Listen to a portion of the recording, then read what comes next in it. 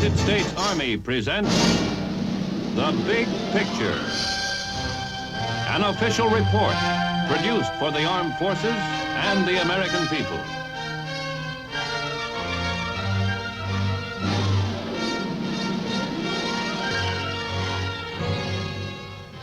It is rare in history when a man who has distinguished his name in war goes on to greatness in peace. But for George Catlett Marshall, it was a short step from a brilliant military career to his role as statesman, diplomat, peacemaker, winner of the Nobel Prize for Peace. Throughout his long career, General Marshall served the most enduring ideals of a free people.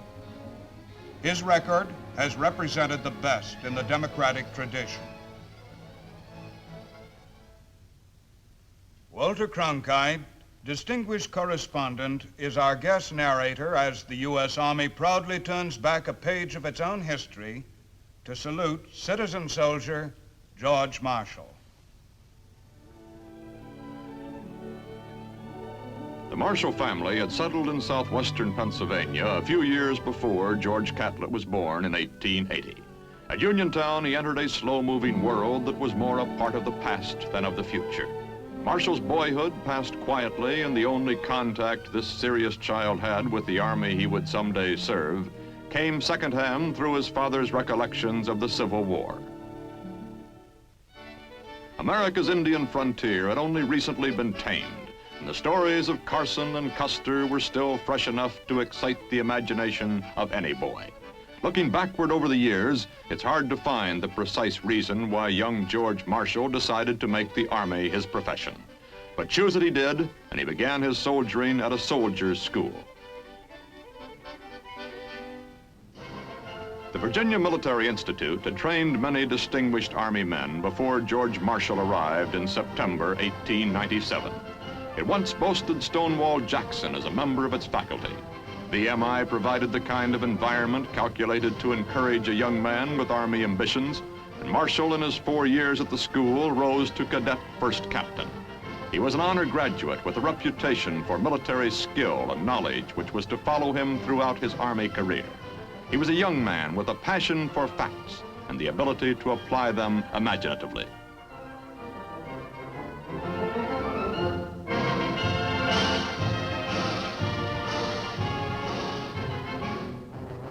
Commissioned an infantry second lieutenant in 1901, Marshall shortly found himself on troop duty in the Philippines. Assignments in Oklahoma Territory, Texas, Massachusetts, and the Fort Leavenworth Staff College filled the early years.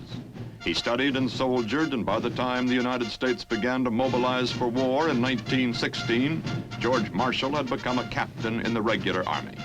He landed in France with the 1st American troops, and as a member of the 1st Division staff, he helped plan the Battle of Cantigny.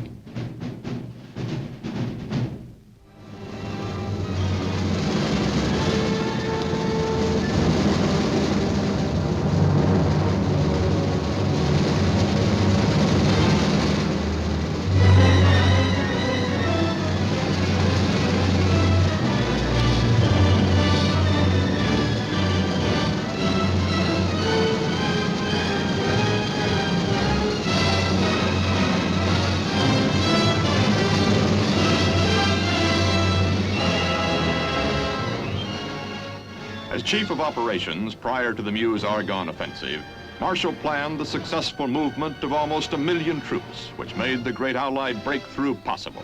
Marshall had helped engineer the final victory. Shown here with General Henry Allen, Marshall had risen to full colonel, and his enormous contributions to staff planning were being widely recognized. His work on the Meuse-Argonne offensive brought Pershing's personal commendation. The man who designed the Meuse-Argonne victory takes a moment to pose with other staff officers in France. His reputation for brilliance distinguished him among his staff colleagues. Marshall emerged from World War I as one of the most promising young officers in the Army.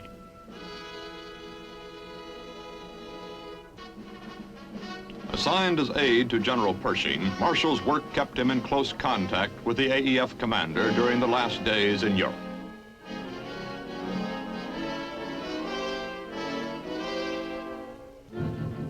post-war battlefield tour, Marshall calls one officer's attention to the cameraman. Signal Corps photographers covering Pershing's activities little realized that the lean young colonel at his side would someday be as newsworthy a figure as the illustrious Blackjack Pershing. In the late summer of 1919, General Pershing bid farewell to France and boarded the Leviathan for America.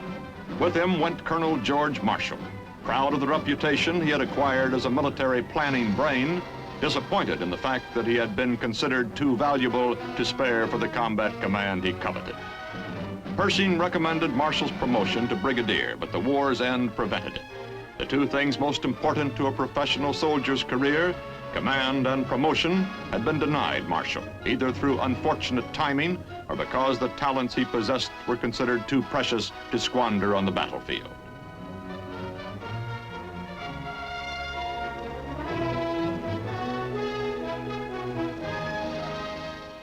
Marshall's return was a time of triumph and frustration. He had learned the business of war in a tough school, and he knew it as few others did. But there was small pleasure in the knowledge. Long after the noise and the shouting, when this gay harbor scene had passed into memory and the world would once again take up arms, Marshall would be ready.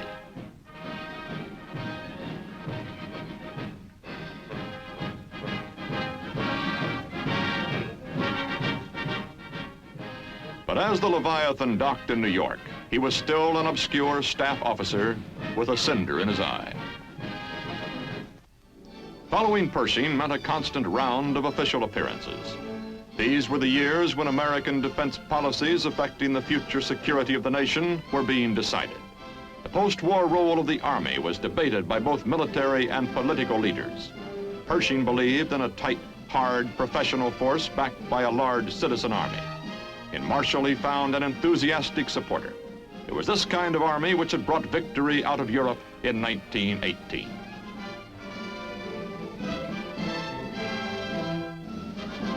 As a member of Pershing's Washington staff, Marshall devoted much effort during the next 4 years toward a realization of the citizen army goal.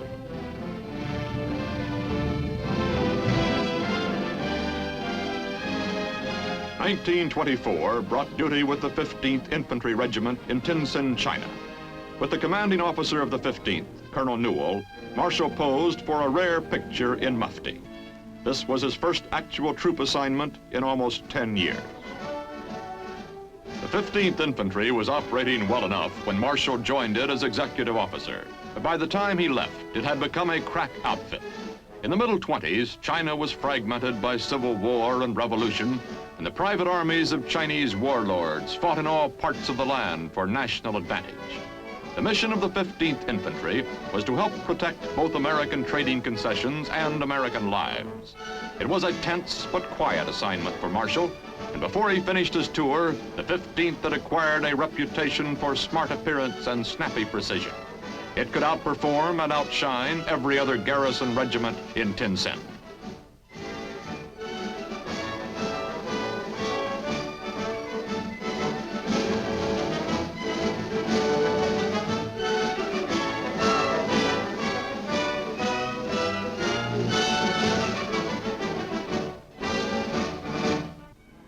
A distinguished faculty at the Fort Benning Infantry School, which included future Generals Bradley, Stilwell, and Collins, was under Marshall's direction from 1927 to 1931. When he took over the school, one of the most important in the Army, he found much of the instruction had fallen behind the times. But this hard-driving man with the passion for facts was not satisfied to refight old wars. It was the present and the future which concerned him, and he revised the curriculum accordingly.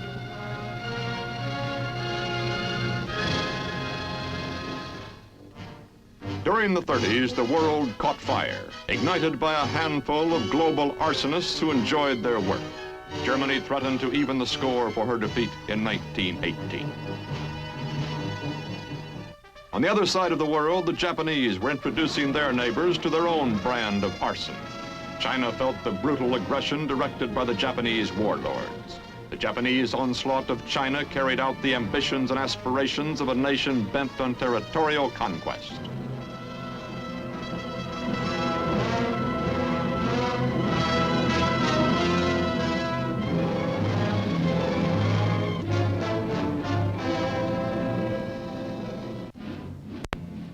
For a while, many of us laughed at a comic opera character speaking from a Roman balcony.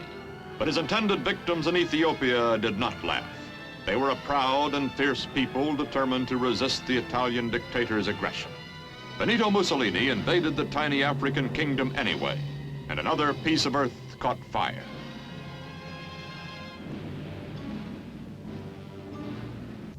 An appeal was made, but no one came forward to answer it. Mussolini demonstrated for his friends how easy it was. The day Germany invaded Poland, George Marshall, then a brigadier general, made the extraordinary jump from 1 to 4 stars to become the Army Chief of Staff. With Secretary of War Stimson, the task of mobilization lay ahead. The resources of a mighty nation had to be tapped to produce the props for the great drama about to unfold. Marshall had waited in the wings for 20 years for the role he was about to play. The country's manpower resources, the great citizen army in which Marshall believed so deeply, had to be activated, trained, and equipped to fight if necessary. And with each passing month in 1940 and 41, it appeared increasingly probable that the United States would be drawn into the war. The Army numbered less than 200,000 men when Marshall took over as Chief of Staff. It would swell to more than 8 million before the Axis defeat.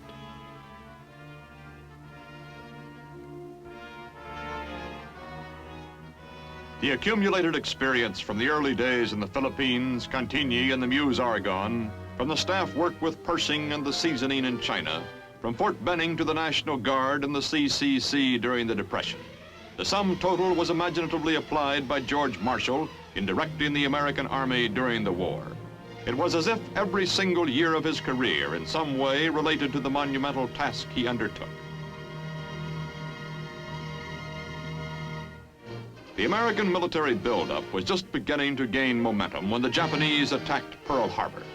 At an inspection of the Army's new airborne troops at Fort Bragg in 1942, Marshall gets a close-up view of the citizen soldier at work.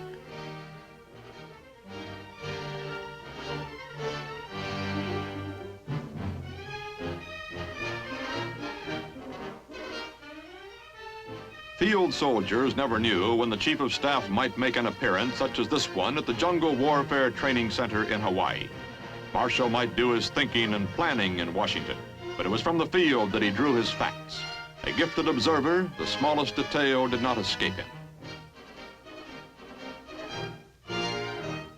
Army subordinates were either proud or dismayed by Marshall's critical appraisal, depending upon the performance.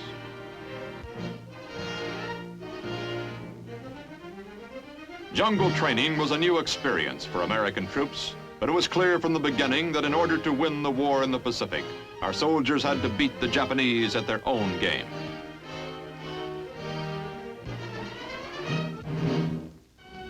In the forbidding gray of a November dawn in 1942, American naval vessels ghosted in toward the beaches of North Africa, delivering the first major Allied counterattack since the outbreak of the war.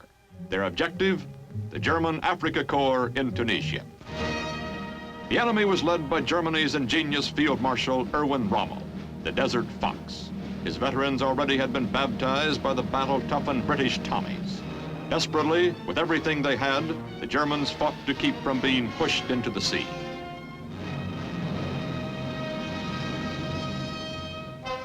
When the Allied military advisors convened at Casablanca in January 1943, the North African campaign had become tough and bitter, but the achievement of a unified Allied command was part of the ultimate victory.